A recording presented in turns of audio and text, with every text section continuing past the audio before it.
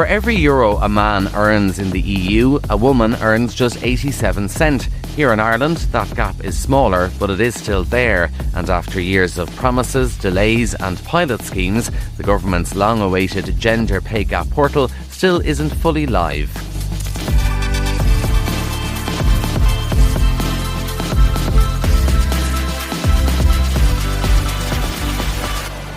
It's Newstalk Daily, I'm Shane Beatty. The gender pay gap isn't about men and women doing the same job for different pay. It's about the overall difference in average earnings across an organisation. In a survey published last week, nearly half of Irish employers actually admitted they still have a pay gap. So what does that really mean, and why does it persist? And is technology about to shake up the conversation all over again? My guest on the podcast today is Jennifer Keane, founder of PayGap.ie. That's an independent project which has been collecting and publishing Ireland's gender pay data long before the government ever got around to it. Jennifer, you're very welcome to Newstalk Daily. Hi, it's lovely to be here. Thanks for joining us. In case people haven't been on the website, what motivated you to start PayGap.ie? Well, I suppose at heart, I'm a data nerd. I love data, and really I wanted the data for myself for projects that I was going to do with the data. My first year of gathering it, the data was just a small table on a page on my blog. And when I realised the portal wasn't going to be available for a second year, I also realised that I wanted to do more with the data to make sure people understood it, to have graphs and allow people to compare year on year. And then it kind of grew and grew into this website here. Fundamentally, the data is only useful if you can actually compare it. Mm-hmm. If you can look at the change year to year, if you can look at an industry level, if you can compare other companies in your same industry. And without a central portal, it's basically impossible for anyone else to do that. They would have to do my project themselves. And it was just too important to me that that data would actually be useful for people. So this is my 5 to 9 after my 9 to 5, basically, every day. A real passion project. We like on Newstalk Daily to explain or kind of do a deep dive on topics like this. So let's start off with, what is your definition of a gender pay gap? So it's a little bit different from equal pay, as you mentioned there in your introduction. The equal pay itself is obviously the legal principle that men and women should be paid equally for the same work. And that's been enshrined in most countries with different legal principles for a lot of years. The pay gap itself, the gender pay gap, is more a broad representation of the fact that despite this, aggregate men and women's earnings are not the same. If you take an average woman and an average man and you look at their earnings, women on average earn less. Now, obviously, in a world where you should be earning the same for the same job, how is it that there's this gender pay gap? That's what it is. Yes, and it's a lot of different things that contribute to it. It's that women have to take time off work more often for childcare, not just for actual maternity leave, but even the burden of childcare tends to fall on women. So a child is sick in school, it's more often the mother that's called than the father. Women then subsequently often end up moving into more part-time roles. And I do want to say, though, a lot of the time people say, oh, it's because women work more part-time. But actually the pay gap persists even in part-time roles. So even in part-time roles, men are often earning more as part-time workers than women working the same part-time job. And I presume equal pay has been resolved, or is equal pay still an issue? Well, equal pay, like I said, legally, that's established in Ireland. Yeah. It is illegal to pay a woman less for the same job. But is it still happening? Unfortunately, yeah, there is still a gender pay gap in Ireland. Now, the data is a bit tricky to kind of, I suppose, get a good overview of because there isn't a central government portal. We have some information. The CSO have in 2022 that our pay gap is at 9.6%. The Eurostat says we're at about 8.6%, which is all based on this structure of earnings survey. So that's about 1,000 people, a representative sample, do a survey, they get it from that. But they only do that every 4 years. So the most recent data from that is 2022.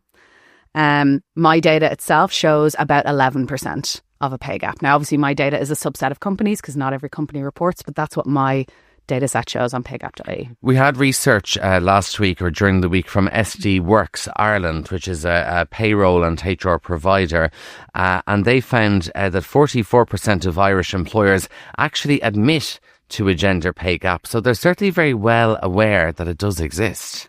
Yeah, I mean, it would be hard not to. This legislation has forced a lot of companies to reckon with that data and to examine their workforce. And I think it's maybe the first time some of those companies have really examined their workforce and gotten the hard, cold numbers of, oh, actually, maybe we do have a pay gap. A pretty significant contributor to it is not necessarily, it's again, this issue of equal pay, right? It's not that we're paying women and men differently. A big issue is actually just progression through organisations. So when one of the figures that's much less talked about in the pay gap reports is the quartiles. I say this, people's eyes glaze over a little bit. Quartile, is this Q1, Q2? Similar. Okay. So basically, I can't stand Q1 and Q2.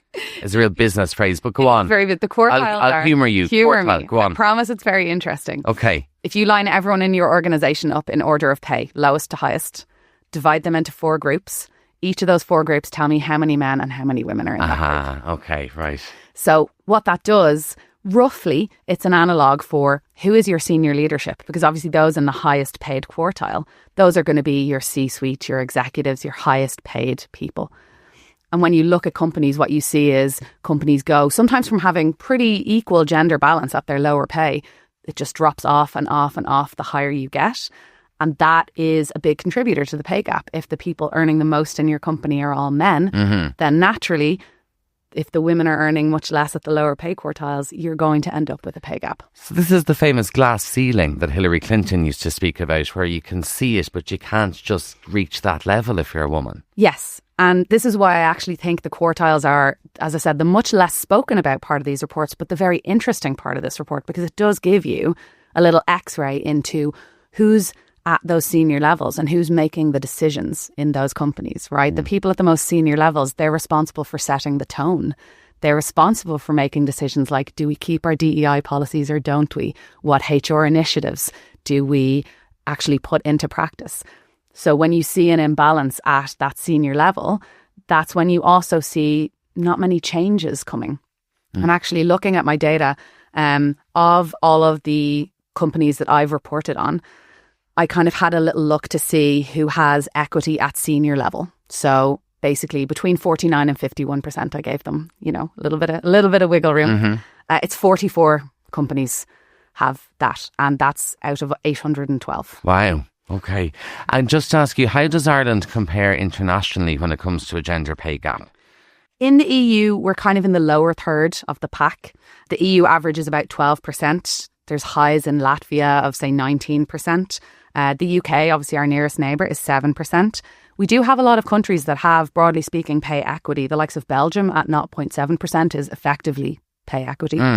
Luxembourg minus 0.9% the same. And even the likes of Italy at 2.2%. So we're kind of, as I said, we're in the lower third of the pack, but there are a lot of EU countries doing better than we are. But given Ireland is a small country, relatively speaking, we could be the best small country in the world to have pay equity, couldn't we? Because it's easier to manage given our population. You would think so, yes. And as there's other small countries there, like Belgium, like Luxembourg, who are doing better. They were further ahead of us in the trend in terms of setting restrictions around it, actually doing reporting, having legislation around it, and you can see the impact. Yeah, okay. Tell me about this women working for free for a month a year, because we're in November. So does that mean that the women are working for free now until after Christmas? Effectively, yes and no. Right? It's a great soundbite. I love the Equal Pay Day soundbite, right? The idea that women are working for free. The thing that always gets me is, I suppose, the structural inequalities that mean that women are working for free for now. Well, those are a year-round thing. The things that impact the gender pay gap that mean that we have this Equal Pay Day where women are working for free, those don't start in November and or stop in November and start again in January, or vice versa. So things like the burden of childcare, as I mentioned, a lot of unpaid care work, that idea of a second shift. You do your job and then you come home and you do your second job minding the house. Things like inequalities in maternity pay versus parental leave, etc. Those all don't start and stop in November. And so, well, that's true. It is all year round. And for some women as well, they find themselves sandwiched perfectly between the care responsibility for children falls on them, but then their parents, they have to care for their parents too, typically. So they're minding their small kids and their parents. And it is very, very difficult in that scenario then to achieve your equal pay in a workplace. Absolutely. Because again, that limits sometimes the opportunities that you can go for in work. If there's a promotion available, but it comes with a lot of travel. Are you going to be able to do that? Who's going to mind the children? Who is going to mind your sick parents? And unfortunately, that burden does tend to fall back on the women. In Iceland, very famously in the 1970s, they had the women's strike. You can look it up. It's a fascinating story. One day where women just said, we're not doing it. All of us collectively, we're not doing any of the unpaid work. That actually prompted a lot of their equal pay related legislation fairly immediately was the impact felt. Yeah. You mentioned the work that you do looking at hundreds, like 800 companies there. Are there particular companies with high or low gender pay gaps from your research? And this is on your own data from PayGap.ie. It is, yeah. So it's well over 2,000 reports I've read now. 812 is obviously all of the 2024 data. Yeah, there's some that are quite high. So the likes of AirCap have a 69% mean pay gap. Law firms are well represented in the highest. So Matheson at 63, Arthur Cox at 60. We do have some that are quite low as well. And I do want to draw a little distinction here, because when I say low, mathematically low is going to be a minus number, which is actually a pay gap in favour of women. Okay. So some companies do have a pay gap in favour of women. That'd be rare, surely. It's a good bit rarer. It is a good bit rarer. Stripe at minus 52%, FRS Recruitment minus 27%, the Chief State Solicitor's Office minus 40%. So some of these companies do have that.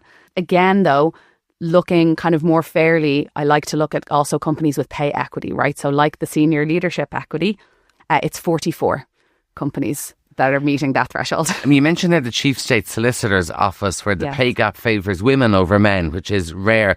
I was going to ask you about state agencies. Can some of them be as bad offenders as some big companies? Very much so. Really? Yes, very much so. In general, I would say things like public service and local government tend to favour women over men in terms of the pay gap, but not always. Not always. I should say I work for a company, obviously I'm on air on Newstalk. This is Newstalk Daily. I work for Bauer Media Audio Ireland. It's only fair that we talk about this company too. Have you looked into us? I have, yes. So 2024 was your first year of reporting. So a new entry to PayGap.ie in 2024. Looking broadly at, I suppose, media and broadcasting and publishing in Ireland, you're about middle of the pack. So with a mean pay gap of 15.2%, you're kind of about middle of the pack. Highs would be Virgin Media, 22.55%. Lows, maybe Sky with minus 6%. So about middle of the pack. One thing I will call out is the quartiles are quite good. You've pretty good gender representation at all levels, and that's great. Does drop a little bit though. You start at 57% in the lower quartiles, and it does drop to 40% at the highest quartiles, which again is still very good compared to a lot of companies. I do have to call that out. It's an interesting industry because pretty much all my bosses have been female, so I'm used to women in those sort of management roles. But Bauer also have a lot of male-dominated leadership in the newly acquired stations, so they say they're going to address it, and CEO Chris Doyle says we take the gender pay gap seriously and are committed to closing it. So there's big plans in this company to attract and promote more women to leadership roles, which is exactly what you've been saying to us. Who has to report the gender pay gap? The law is a bit confusing to me on this. Do you do it voluntarily or do you have to report it? So you have to report it, but it is a subset, and the law has actually kind of changed on a sliding scale since it was introduced. So in 2022, it was companies with 250 or more employees. Then it came down to companies with 150 or more employees. This year, it's companies with 50 or more employees. So it's expected that will be about 6,000 companies or so, and encompass 2/3 of all employers in the state. And are there deadlines on that? There are dates you have to get it in by? Yes, and actually this year, again, that's another change. So previously it would have been December was your deadline. This year the deadline is November. The idea is you take your snapshot date of your payroll in June, your date of choice. And then you have until that date in the reporting month to report. So if you snapshot it on the 1st of June, your report is due on the 1st of November. But what's the plan for a national reporting portal?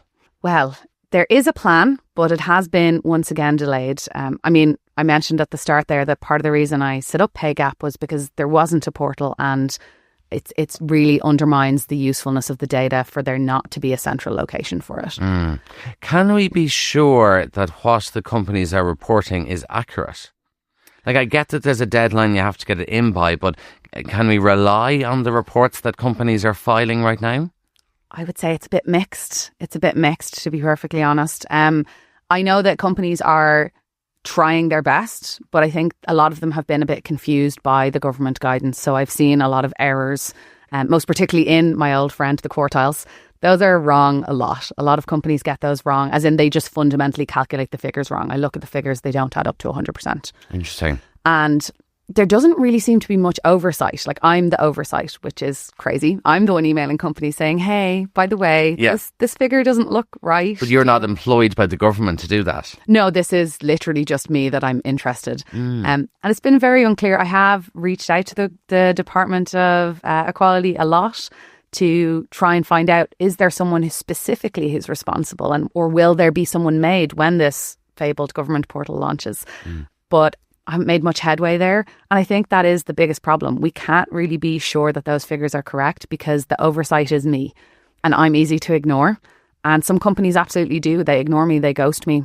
They'll maybe reply to one email and then never again, or they never reply to an email because I have no particular authority. And the legislation hasn't really provided for a good pathway for someone like me to say, hey, you're not doing this right. Can you fix it? Yeah. They can ignore me, so they do. Interesting, yeah. Now, it's 2025 and we're talking about gender pay gap, and eventually we'll get this reporting portal. Why do we still have all this secrecy around salaries in general? Like, only now companies are disclosing the gender pay gap. If you look at any job advert, unless it's for a state agency, the salary is never mentioned. And in the past, people getting jobs will be asked, what are your expectations for this role? Sometimes they would ask you, what used you earn in another company? Is there a need for all this secrecy about salaries? I mean, I think there isn't, but obviously culturally, we do have a huge secrecy around salaries. Now, something that's coming in that will probably change that, and I know is heavy on the minds of a lot of companies and HR departments this year, is the EU Pay Transparency Directive. Oh, another EU directive. Yes. And a lovely EU Companies directive. love these. They do. So this is the EU PTD, the Pay Transparency Directive, and it has to be transposed into law by June 7th, 2026, or else, per usual, we will face fines and all sorts of penalties for not having done that. And what will that mean in the real world in terms of salaries? Do the laws change? Can you ask people what you used to earn, things like that? So you can't. It actually is, okay. It's going to introduce a bunch of stuff around pay transparency and some provisions around the gender pay gap. So the key things are pay transparency in job adverts. You now will have to include a salary range if you are advertising a job. And if you're already working for a company, you're now entitled to information about your salary range in relation to colleagues who are doing the same job. You're also going to be allowed to ask how that's calculated. Companies have to be transparent about how they've gotten to your salary. A lot of nervous HR people out there, I imagine. I imagine so. A lot of companies, I think, are not prepared. There's also a ban on pay secrecy. So the companies cannot tell you that you can't discuss your salary, which some companies do. With your colleagues? With your colleagues, yes. The other thing, as you mentioned there earlier, is asking about current pay. You're not going to be allowed to ask about your current pay. And I think a lot of us have probably been on phone calls with recruiters where they ask you what your current salary is. I think this is interesting for the gender pay gap as well, because a lot of these things, not discussing pay, being asked what your current pay are or whatever, they proliferate, they persist the pay gap, because if you were already being paid less and the recruiter says, what are you being paid? Then you continue to be paid at that less scale. Right. It holds people back from negotiating, from getting that higher salary, and in particular women, obviously. Let's play devil's advocate for a second. Is part of the issue with the gender pay gap not because women lack the confidence to ask for more money? So that if you're sitting in a room and you're asked, what are your pay expectations? Men probably more likely to shoot for the stars, right? And is part of the reason why a gender pay gap exists is because women don't, as a default, say no immediately to pay suggestions, but don't ask for more. It definitely plays a part, yeah. And it kind of goes back to what I mentioned earlier, those structural inequalities. Because women are penalised for speaking up more than men. We're labelled as bossy or pushy. Difficult. We're difficult women for saying things. And I myself I had an experience in work where someone said I was angry. No one in that workplace had ever seen me angry. They had seen me firm. They had seen me clear on what I wanted. Yeah. Angry had never entered that workplace, but that's how I was perceived, simply for being clear on what I wanted and having the facts to back me up. I remember talking to a woman who now owns a business, but she was at a board meeting and in a hotel, and the staff came in with the tray of teas and biscuits, and she was the only woman on the board, and all the men looked to her to pour the tea. Yeah. So she'd never forget it. So they come in and it was kind of help yourself, but they looked to her to pour the tea because it was just sort of, and they wouldn't even know they were doing it, the men. It was just sort of implied or just innate. It's this unconscious thing. And it is, I mean, I've worked in technology all my life, and I can say I've often been the only woman in the room. And it's hard sometimes to speak up for yourself because you do see the eye rolls. You do see people going, oh, there's Jen off on one again. And I'm like, well, if you would join me over here, it wouldn't have to always be me. And that does all play into it. It does make you feel less confident going in, advocating for yourself, asking for the pay raise, asking for the promotion. Sure, because we all need to put bread on the table. So a salary is a salary, money is money. But surely there has to be a psychological impact if you are one of the victims, we'll say, of a gender pay gap. It has to get in on you. Absolutely. I am married. My husband also works in tech. Because we have been a couple for a long time, we've discussed our salaries very transparently. I have 6 years more experience than my husband, and it's only recently that I make more money than he does. And even in some relationships, they don't know what their partner even earns. Yeah. Never mind when you do disclose it and realise exactly. It's such disparity. A huge taboo. And I mean, the impact of the pay gap on women and anyone who is impacted by that pay gap, it's lifelong. It follows us into retirement. So a much less discussed issue is the pension pay gap, which is estimated to be 35 to 40%. Women are retiring with approximately half the available money that men are due to their salary being lower. So they have less option to invest more in AVCs and into their pension. They have less money to invest in general. And statistically, women do invest less. They don't invest in stocks. They don't engage in kind of financial trading. And I mean, aside from that, just having less money, it impacts 100 small decisions every day. Yeah. Do you buy that coffee or don't you? There's your real ticking time bomb at pensions, absolutely. Is all of this not a redundant, pointless conversation because AI is going to take our jobs anyway? And while we're hyper-focused on gender pay gaps and all that, shortly AI is just going to do the job and we won't need to talk about pay gaps because we won't have jobs. So I actually love this question because I have a lot of feelings about AI. But what I think a lot of people don't realise is that AI might actually be making the issue worse. Not because it's taking our jobs, but because it's actually reinforcing gender biases. So AI is trained on data. The data that AI is trained on represents the real world. And right now, the real world has biases. So when AI is asked questions, it's going to answer with a concept of a biased world. I myself replicated a recent study that used ChatGPT and asked it for salary recommendations. And when I told it that it was a woman, it recommended that my starting salary was less than if I gave it all the same parameters, but said that I was male. So even ChatGPT is biased? Well, because it is trained on the data of the world. Which is a biased world. Which is a biased world. The data says we have a pay gap. So AI says we have a pay gap. And we see that a lot in different automated scanning, automated screening, decision making, etc. In general, I actually think it does pose a very worrying concern for women, for people of colour, for all the people who've historically dealt with some sort of bias, because that bias is now replicated. Okay, 2 final questions for you. How long, if ever, will it take for us not to have a gender pay gap in Ireland? I think the last estimate was something like 100 years or something like that. Okay. So any day now. That's positive. And then since you set up PayGap.ie compared to now, are you noticing more public awareness of the gender pay gap? Yes and no. In the efforts I've seen online, I've seen some people wonder where I'm getting the data, as if I've done corporate espionage and not just read the report that they're legally obliged to produce. I think the legislation passed a lot of people by, and they don't know that companies are producing this. And the government has been very quiet on it, aside from announcing on International Women's Day this year that they were going to have a portal, that they don't. They haven't really made much of a fuss about it. With that said, I have seen some companies who really have responded very positively and taken the opportunity to use their data to transform their company. So I've seen those companies, they were obviously a little bit shocked maybe by their first year of pay gap reporting, and they've really put in a lot of policies, and you can actually see the impact because their gap has come down and down and down. and they're making a real commitment. So I do think some companies are treating it really positively, like the opportunity it is to get an insight into their workforce, and that can only be good for employees. Now, I kind of feel bad as a man now after this. Should men feel bad about the gender pay gap? No, I think what men should be is informed. I think there's nothing as powerful as information and data. The data is out there, the information is out there, the causes that contribute to the pay gap are out there. And I think one thing that women need is allies in the workplace. I mentioned earlier that it's hard when you're the only woman who's saying, hey, that's not right. It's so powerful when someone else sitting beside you, particularly a man, says, hey, that's not right, or hey, you're speaking over that woman, maybe you didn't realise.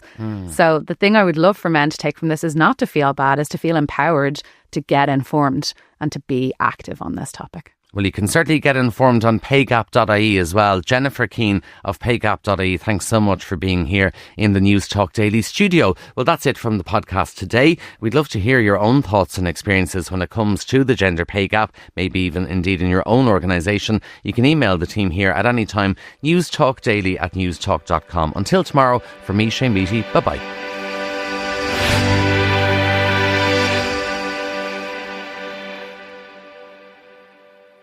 And so, in conclusion, you mean the world to me. My life changed forever when I met you, and I just want you to know how much I love you. Get in touch with your tender side. Introducing KFC Tenders. With a new crispy coating and 9 new dips to savour, it'll be hard to resist falling in love. Surrender to tender at KFC.